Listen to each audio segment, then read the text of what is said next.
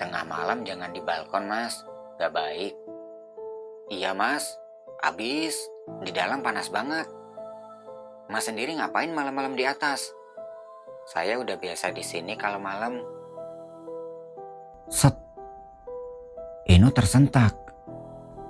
Ini kan percakapan yang kemarin malam.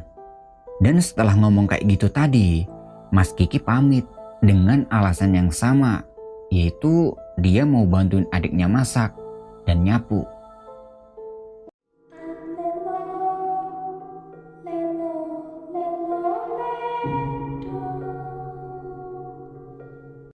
Assalamualaikum teman-teman.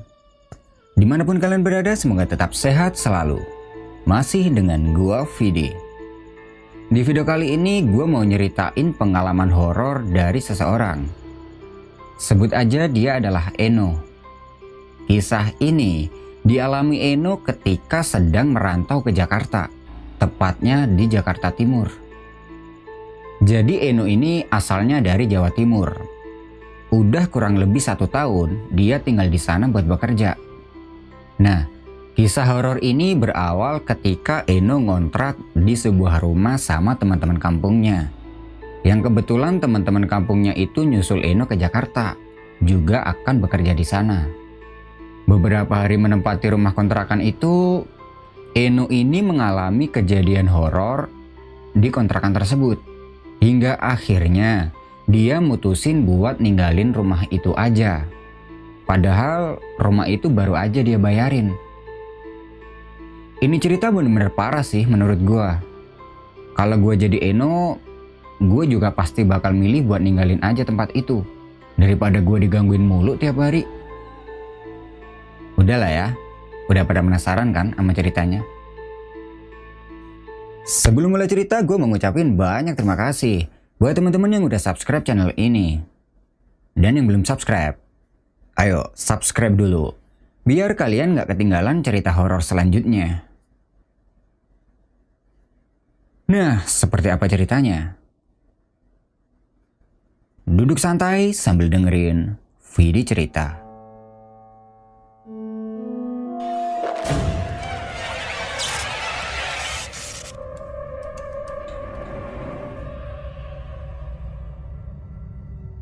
Eno adalah seorang perantauan. Sekarang dia ini berdomisili di daerah Jakarta Timur.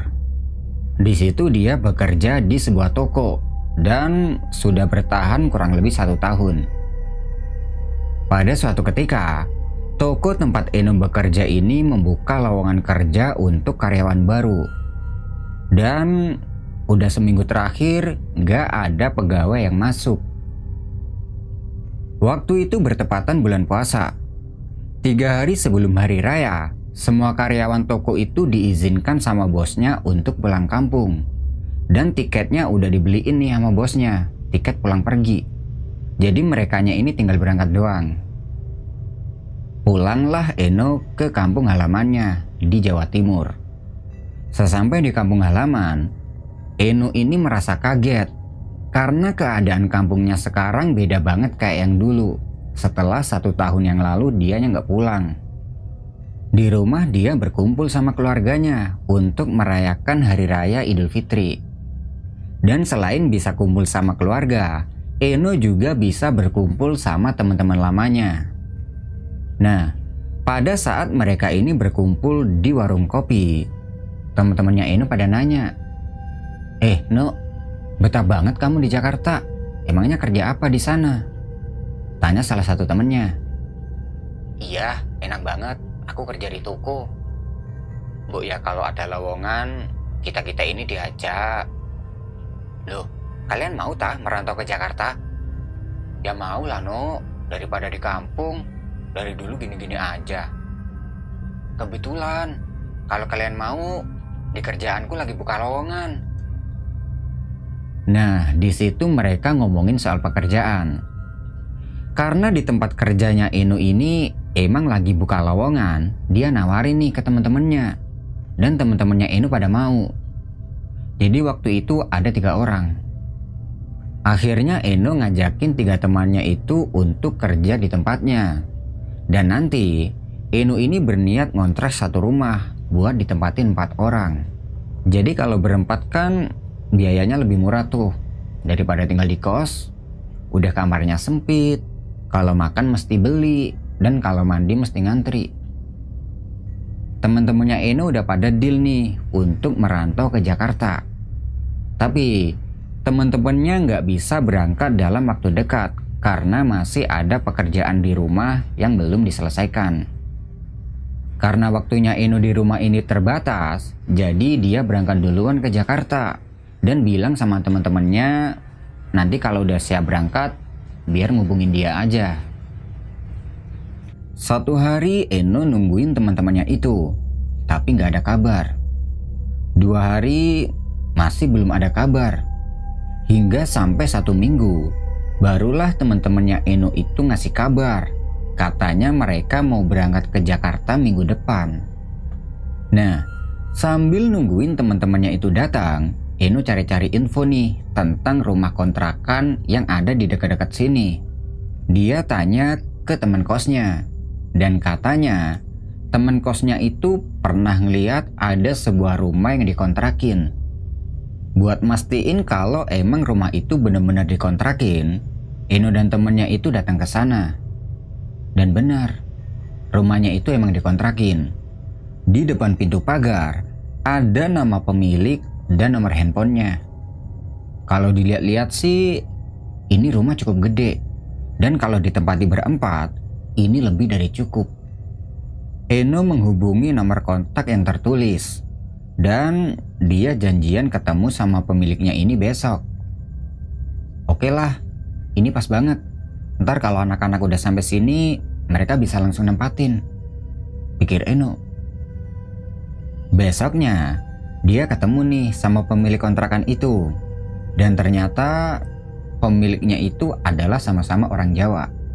Tapi bedanya, dia dari Semarang. Di situ mereka berunding soal harga. Dan katanya kontrakan itu setahunnya kalau nggak salah 10 juta. Wah, kalau 10 juta kemahalan nih. Aku nggak ada uang buat nambelinnya, batin Eno. Akhirnya dia bernegosiasi gitulah sama pemiliknya. Dan si Eno ini mintanya bayar bulanan. Sebenarnya rumah itu nggak dikontrakin buat bulanan, tapi buat tahunan. Tapi mungkin karena mereka ini sama-sama orang Jawa, akhirnya dianya ngebolehin. Tapi kalau harga sebulannya itu 1 juta. Eno mikir nih, berarti kalau ditempatin berempat, mereka harus patungan 250.000. Oke lah, setuju. Dan Eno nambelin uang sewanya dulu. Setelah lama ngobrol-ngobrol, akhirnya udah deal nih. Dan besok rumah ini udah bisa ditempatin. Tinggal nunggu teman-temannya Eno sampai ke Jakarta. Besoknya, Eno kan kerja nih. Dan pas lagi di tempat kerja, dia ini ngelihat ada beberapa karyawan baru yang baru aja direkrut sama bosnya. Tulisan lowongan kerja pun udah nggak ada. Wah, ini gimana nih? Kalau gitu, teman-temanku nggak bisa kerja di sini dong, batin Eno. Dia tanya dong ke bosnya, apa masih ada lowongan? Dan katanya semua lowongan pekerjaan udah terisi. Nah, di sini Eno bingung. Ini ntar anak-anak gimana? Mau dicariin kerja di mana? Dia ngobrol-ngobrol nih sama teman kerjanya dan nyeritain tentang teman-temannya yang dari kampung itu. Dia juga tanya, barangkali di luar ada lowongan pekerjaan. Tapi temannya itu bilang nggak tahu. Tapi dianya mau bantu cariin, siapa tahu ada. Salah Eno juga sih sebenarnya. Kenapa dia ini sebelumnya nggak mastiin dulu lowongan itu? Tapi dia juga nggak bisa disalahin. Teman-temannya juga salah, karena mereka nggak datang ke Jakarta ini lebih awal. Akhirnya ya udahlah, ntar tanya aja sama teman-teman kosnya. Siapa tahu di tempat kerjanya mereka ada lowongan pekerjaan. Sepulang dari kerja, Eno tanya nih ke temennya. Tapi temennya itu juga bilang gak ada. Sebut aja temennya itu adalah Radit. dia bekerja sebagai cleaning service di sebuah hotel. Eno bingung, gimana nanti kalau teman-temannya ini nyampe sini terus nggak dapat pekerjaan? Dia nggak berani bilang ke teman-temannya karena nggak enak. Soalnya tempo hari dia udah janjian. Lagian rumah juga udah dibayarin nih buat 1 bulan. Akhirnya ya udahlah, pasrah aja. Moga aja ntar kalau teman-temannya udah sampai sini, dia udah dapat lowongan pekerjaan. Singkat cerita, datanglah tuh teman-temannya. Karena bertepatan waktu itu Eno ini lagi libur, dia jemput teman-temannya ke stasiun. Sebut aja teman-temannya Eno itu adalah Hasim, Irfan, dan Udin. Terlihat teman-temannya Eno ini seneng banget karena bisa ngeliat keramaian ibu kota. Dan mereka langsung naik bus menuju ke rumah kontrakan yang sudah disiapkan. Gimana Jakarta? Seru kan? Seru, tapi serem juga kalau tiba-tiba ada begal di jalan. Tenang aja, yang penting jangan kelihatan gugup aja kalau di jalan. Eno masih belum kasih tahu nih tentang lowongan itu karena waktunya belum pas. Sesampai di kontrakan, mereka semua langsung istirahat. Dan saat itu Eno belum bisa tinggal sama teman-temannya. Karena kosannya Eno ini masih ada beberapa hari lagi. Jadi niatnya Eno pingin ngabisin kosnya dulu, baru setelah itu dia tinggal di rumah ini. Nah, ketika yang lain ini sedang istirahat, Eno pamit buat balik ke kosnya dan bilang kalau nanti sore dia mau main ke sini. Di kosan, Eno makin bingung karena sampai saat ini dia belum menemukan info lowongan kerja. Dia tanya lagi nih ke temennya yang kerja di hotel itu, dan temennya itu juga bilang belum ada. Akhirnya ya mau gimana lagi, dia harus bilang ke teman-temannya. Dan di sini Eno berniat untuk menjamu teman-temannya itu dulu sampai mereka dapat pekerjaan. Sore harinya dia datang nih ke kontrakan dan mengatakan tentang lowongan itu pada teman-temannya. Untungnya teman-temannya Eno ini bisa ngertiin dan mereka juga ngerasa salah karena udah telat datang ke Jakarta. Nah, udah nih, semuanya udah fix. Sore itu mereka berempat bersih-bersih rumah karena waktu itu rumahnya ini kotor banget. Debu menempel di mana-mana dan banyak bekas cairan hitam yang mengering di lantai. Kalau dilihat-lihat, ini rumah kayaknya udah lama banget gak ditempatin. Pas lagi bersih-bersih, tiba-tiba Eno punya pikiran gak enak tentang rumah ini. Seakan-akan rumah ini kelihatan suram banget. Tapi Eno gak mau mikir negatif dulu. Ya karena mungkin dia belum terbiasa aja sama rumah ini. Makanya rumah itu kelihatan suram. Jadi rumahnya ini ada 2 kamar tidur, 1 kamar mandi, dan lantai 2. Tapi lantai atas ini gak ada bangunannya, alias balkon. Tangga menuju ke atas balkon itu terbuat dari kayu. Malam harinya sekitar jam 7. Eno minta tolong sama Hasim dan Udin untuk beli makanan di warteg sebelah. Jadi kebetulan di dekat rumah itu ada sebuah warteg yang buka sampai malam. Udin dan Hasim kemudian pergi ke warteg itu. Sementara Eno dan Irfan, mereka menunggunya di rumah sambil tiduran di kamar depan. Nah, pas lagi tiduran di kamar depan itu, tiba-tiba si Irfan ini dia ngerekam-rekam sudut kamar gitu pakai HP. Tapi si Eno cuek aja karena mungkin si Irfan lagi ngetes kamera HP-nya. Tapi kok dia ngerekam ini lama banget. Akhirnya ditanya lah tuh sama Eno. Ngapain, Van? Lagi ngetes aja? Ngetes kamera? Enggak, katanya makhluk halus itu bisa kelihatan kalau dari kamera. Set. Nggak tahu kenapa Eno tiba-tiba merinding. maksudnya Irfan ini apa? Kok tiba-tiba ngomongin makhluk halus? Dia bilang nih ke Irfan, ya nggak gitu juga Van, kelihatan itu kalau nggak disengaja. Kalau disengaja gini mah banyak nggak kelihatannya. Irfan langsung matiin HP-nya dan nggak ngebahas soal itu lagi. Tidak lama kemudian, Udin dan Hasim ini datang dan mereka makan-makan. Setelah makan, ya mereka ngobrol-ngobrol gitulah, membahas pekerjaan. Dan sekitar jam 9 malam, Eno pamit sama teman-temannya untuk balik ke kosannya karena besok dianya ini ada shift pagi. Baliklah dia ke kosan. Besoknya, sepulang kerja Eno datang lagi ke kontrakan dan ngajakin teman-temannya keluar. Ya siapa tahu ntar di luar mereka nemu lowongan pekerjaan. Keluar nih mereka berempat. Dan waktu itu mereka ini jalan-jalan menyusuri ruko. Yang kebetulan ruko itu nggak jauh dari rumah kontrakannya. Tapi setelah muter-muter, mereka nggak nemuin satupun lowongan pekerjaan. Karena emang nggak nemu, akhirnya ya udahlah. Eno ngajakin teman-temannya itu untuk pergi ke mall. Ya biar teman-temannya ini pada seneng. Soalnya kalau di kampung mana ada mall kayak gini. Sekitar jam 9 malam, mereka pulang. Dan malam itu Eno masih belum bisa tidur di kontrakan. Karena besok dianya ini masih shift pagi. Nah besoknya, pas lagi di tempat kerja, Eno dapat pesan BBM dari Irfan. Katanya dia dan yang lain mau pergi ke Bekasi. Dengan alasan di sana mereka ada temen yang mau ngasih kerjaan. Lah, ini anak-anak gimana sih? Kok mendadak pergi?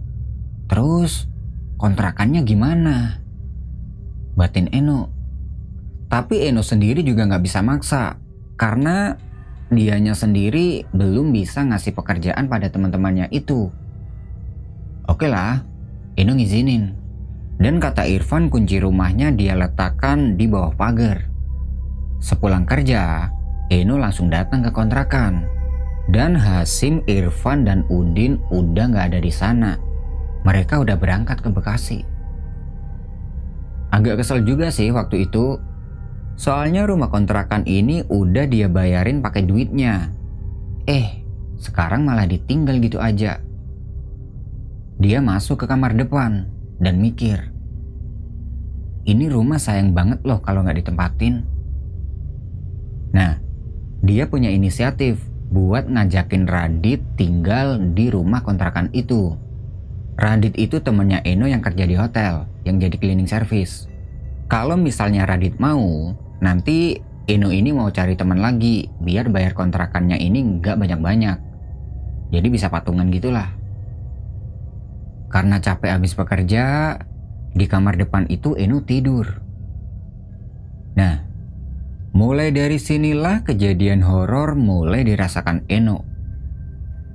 Pas lagi tidur, dia ini mimpi lagi tiduran di pangkuan seorang ibu-ibu yang Eno sendiri nggak kenal itu siapa. Ibu itu ngelus-ngelus rambutnya Eno gitu. Eno bangun. Dan bangun-bangun dia ini masih merasakan apa yang dialaminya di dalam mimpi tadi. Ada yang ngelus-elus rambutnya Eno dari belakang. Dan itu kelihatan telapak tangannya gini. Sontak, Eno langsung lihat ke belakang. Dan tangan yang elus-elus tadi tiba-tiba hilang. Eno gak mau mikir negatif dulu. Ya mungkin aja tadi itu cuma kebawa dari mimpi. Dia ngelihat jam udah jam 4 sore. Kemudian dia balik ke kos. Dan nanti malam dia berniat tidur di rumah ini. Daripada nganggur kan, orang udah disewa juga. Sesampainya di kosan, terlihat Radit baru pulang dari kerja. Dan dia langsung datang ke kamarnya Radit. Dit, lu mau nggak tinggal di kontrakan yang udah gue sewa? Gue kagak enak sama temen-temen lu cuy. Mereka udah cabut ke Bekasi, katanya dapat kerjaan di sana. Emang berapa tuh kontrakannya? 1 juta sebulan. Kalau lu mau, ntar kita bisa patungan. Wah, kalau segitu Gue kagak mampu cuy, kemahalan buat gue. Ya namanya juga anak kosan. Sebisa mungkin mereka ini harus hemat. Di sisi lain, mereka ini juga sama-sama lagi merantau. Eno pusing lagi mikirin rumah ini. Tapi ya udahlah, udah terlanjur juga dan ini bisa dibuat pelajaran. Malam itu Eno ngajakin Radit untuk tidur di rumah kontrakan. Dan selama sewa rumah kontrakan itu belum habis, dia sama Radit berniat untuk nempatin rumah itu. Malam harinya dia dan Radit langsung menuju ke kontrakan itu. Nah, baru aja masuk ke pintu pagar, tiba-tiba Radit nyeletuk. Cuy, kayak ada orang yang lagi ngintip. Ngintip di mana? Tuh, di jendela kaca. Eno ngeliatin.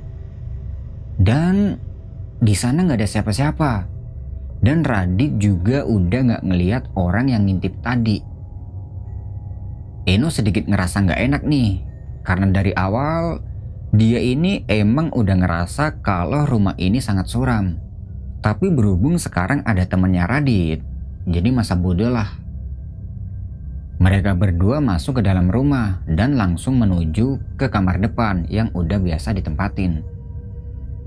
1-2 hari mereka merasa nyaman tinggal di rumah itu.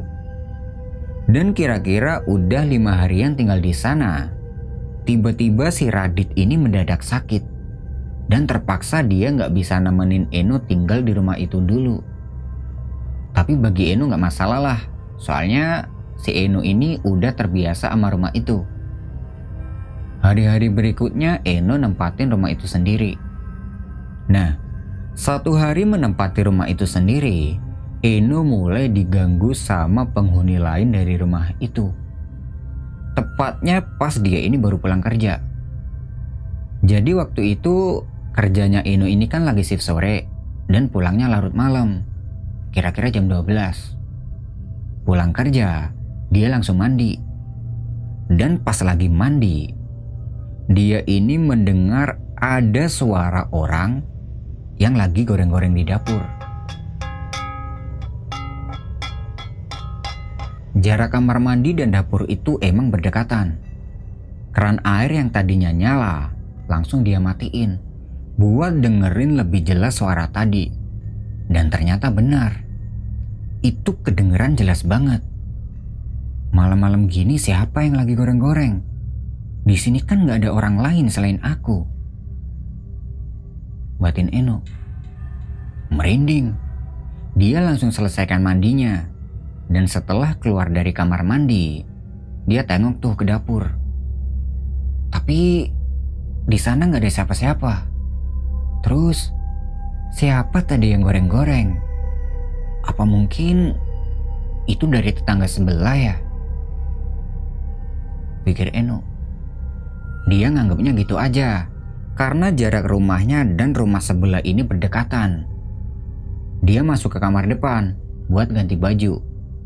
Setelah itu dia ini nyolokin teko karena dia mau bikin kopi. Di kamar depan itu dia minum kopi sambil sebat. Oh iya, di kamar depan ini ada jendela kacanya. Dan di luar jendela itu ada taman kecil. Ya kira-kira 3x3 meteran gitulah. Di sebelah taman itu adalah pintu pagar. Nah, dia buka sedikit nih jendela kacanya, biar asap rokoknya ini bisa keluar. Dan pas lagi asik sebat sambil mainan HP, tiba-tiba terdengar orang yang lagi nyapu di taman. Eno cuman bengong aja sambil mikir, siapa yang nyapu tengah malam gini? Pelan-pelan dia ngeliat keluar. Tapi gak ada siapa-siapa. Tapi suara orang nyapu itu masih terus kedengeran. Srek, srek, srek. Rokok dia matiin dan jendela langsung ditutup. Ini hari apa ya? Kok jadi horor gini? Pandangan Eno tertuju ke sudut kamar yang dulu pernah direkam sama Irfan. Dan sekilas, dia melihat ada bayangan putih yang melintas. Dan suasana di kamar ini tiba-tiba terasa mencekam, seperti ada yang sedang memperhatikan Eno. Dia ngambil gelas yang masih berisi kopi dan dibawa ke balkon atas buat nyari angin. Di balkon itu dia berdiri bersandar pagar sambil nyalain sebatang rokok lagi. Tidak lama kemudian, kelihatan kayak ada orang yang lagi jalan di balkon rumah sebelah. Eno merhatiin orang itu. "Malam-malam ngapain mas di atas?" tanya orang itu. "Oh, ini mas lagi cari angin, baru pulang kerja," jawab Eno merasa sedikit lega, karena setidaknya itu benar-benar orang. Tengah malam jangan di balkon mas, gak baik. Iya mas, abis di dalam panas banget. Mas sendiri ngapain malam-malam di atas? Saya udah biasa di sini kalau malam. Mereka sedikit ngobrol-ngobrol, dan katanya masnya itu namanya adalah Kiki. Dia yang tinggal di rumah sebelah. Tidak berselang lama, Kiki pamit buat masuk duluan dengan alasan dia mau bantuin adiknya masak dan mau nyapu halaman. Sampai di sini Eno merasa lega. Oh, berarti yang kedengeran masak tadi emang dari rumah sebelah, dan yang nyapu itu mungkin adiknya Mas Kiki. Eno udah gak ngerasa takut lagi. Setelah rokok udah habis, dia balik turun dan tidur di kamar depan. Nah, besok malamnya, sepulang kerja Eno ini naik lagi ke atas balkon. Karena menurut Eno, udara di atas balkon ini segar banget. Di situ dia ngopi sambil ngerokok. Dan lagi-lagi, dia didatangi sama Mas Kiki dari balkon rumah sebelah. Tengah malam jangan di balkon mas, gak baik. Iya mas, abis di dalam panas banget. Mas sendiri ngapain malam-malam di atas? Saya udah biasa di sini kalau malam. Set. Eno tersentak. Ini kan percakapan yang kemarin malam. Dan setelah ngomong kayak gitu tadi, Mas Kiki pamit dengan alasan yang sama, yaitu dia mau bantuin adiknya masak dan nyapu. Eno heran dong. Kok yang dikatakan Mas Kiki ini persis banget sama kemarin malam? Tapi ya udahlah, dia sendiri juga nggak tahu. Setelah rokok udah habis, dia masuk. Nah, baru aja dia ini masuk dan nutup pintu balkon, terdengar ada suara orang yang lagi goreng-goreng di dapur.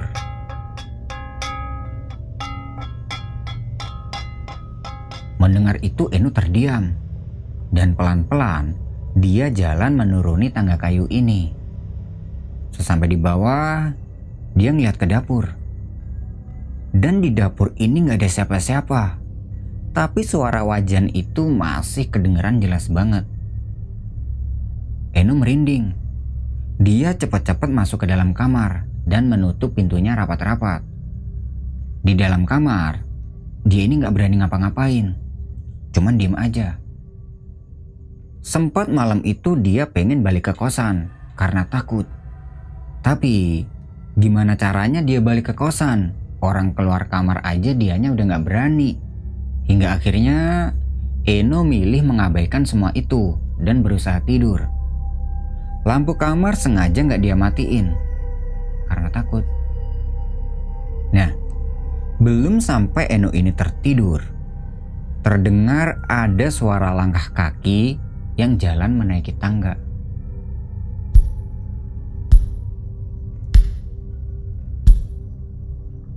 Karena tangga itu terbuat dari kayu, jadi suaranya kedengeran banget. Niatnya Eno yang ingin mengabaikan tadi itu batal. Dia nelpon teman kosnya, selain Radit. Dan untung aja malam itu temennya ini ngangkat teleponnya. Eno minta tolong sama temennya itu buat jemput dia di sini. dengan alasan urgent. Tidak lama kemudian, datanglah tuh temannya Eno, dan Eno langsung ngemasin barang-barangnya. "Kenapa cuy?" tanya temannya itu. "Udah, ntar aja aku ceritain di kosan," jawab Eno terburu-buru. Nah, baliklah mereka ke kosan. Sesampai di kosan, Eno menceritakan pada temannya itu kalau dia ini habis diganggu hantu habis-habisan di rumah itu. Dan sama temennya malah diketawain. Oke lah, kejadian horor malam ini cukup sampai di sini. Tapi Eno masih penasaran, ada apa sebenarnya di rumah itu. Besoknya sepulang kerja, dia sama temen yang ngejemputnya malam itu datang ke rumah Mas Kiki dengan tujuan pengen tanya tentang rumah yang dia kontrak itu. Ya siapa tahu aja Mas Kiki ngerti, sekalian silaturahmi juga kan. Tapi rumahnya Mas Kiki tertutup rapat.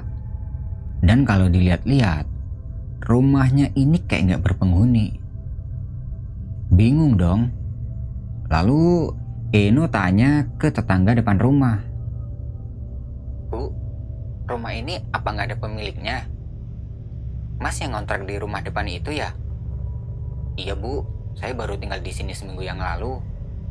Oh, pantesan. Rumah sebelah kontrakan itu udah lama ditinggal pemiliknya. Dan sebenarnya itu satu rumah sama rumah yang Mas tempati. Tapi sekarang udah dipisah. Dipisah kenapa bu? Ceritanya panjang mas. Yang jelas, beberapa tahun yang lalu, dua anak pemilik rumah ini meninggal karena kesetrum listrik. Dan semenjak itu, ayah dan ibunya pindah rumah. Rumah yang kanan itu serem mas. Banyak orang sekitar sering ngeliat penampakan di situ. Makanya sekarang rumahnya dipisah. Dan yang satunya dikontrakin. Apa jangan-jangan yang meninggal itu adalah Mas Kiki yang aku temui di balkon? Pikir Eno. Eno nggak nyeritain soal itu dulu. Dia berterima kasih sama ibu itu karena udah mau ngasih tahu. Setelah itu, dia dan temannya balik ke kosan. Sesampainya di kosan, dia menghubungi pemilik rumah itu untuk memberitahukan kalau Eno tidak memperpanjang kontraknya. Nah, beberapa hari kemudian, dia inget nih sama teman-temannya kampung. Dan berhubung waktu itu Eno ini lagi ada libur kerja, dia berniat buat main ke Bekasi, buat nyamperin teman-temannya. Sesampai di sana, Irfan, Hasyim, dan Udin cerita kalau mereka ini pernah ngeliat cewek yang lagi masak di dapur. Ada orang yang tiba-tiba mandi. Dan juga mereka pernah ketemu sama Mas Kiki di atas balkon. Bedanya, Mas Kiki minta pada mereka buat ninggalin rumah itu karena katanya dia ini merasa terganggu. Pernah juga si Hasyim ini katanya kakinya ditarik-tarik gitu pas dia lagi tidur. Oleh karena itulah Irfan, Hasyim, dan Udin pergi dari rumah itu. Dan karena merasa sungkan sama Eno, mereka ini gak berani cerita.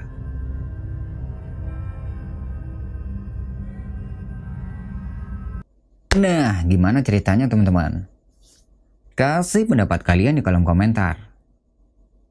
Oh iya, buat teman-teman yang punya pengalaman mistis ketika pendakian ataupun di tempat lain dan ingin di-share di channel ini, teman-teman juga bisa kirimkan ceritanya ke email di bawah ini. Terima kasih sudah menonton. Gua Vidi, dan sampai ketemu di video berikutnya.